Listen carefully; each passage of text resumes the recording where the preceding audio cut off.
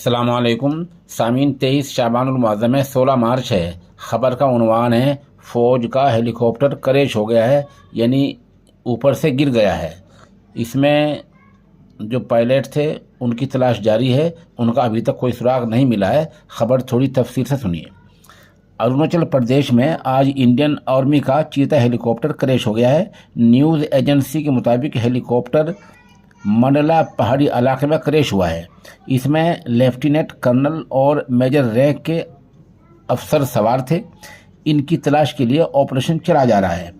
Defence Guwahati के PRO lieutenant colonel Mahendra Singh ने news agency को बताया कि आर्मी एक्विजिशन का चीता हेलीकॉप्टर अरुणाचल प्रदेश के बोमिडियाल के पास ऑपरेशन उड़ान पर था। इसी दौरान आज सुबह 9:15 पर इसका एयर ट्रैफिक कंट्रोल एटीसी से राब्ता टूट गया था। उधर पुलिस का कहना है कि तकरीबन 12:30 बजे बंगजालेब दिरंग थाने के देहाती लोगों ने हेलीकॉप्टर के गिरने की इत्तला दी है और उसके बाद बचाव काम जारी है। फिलहाल मौके की कोई तस्वीर या कोई वीडियो सामने नहीं आई है।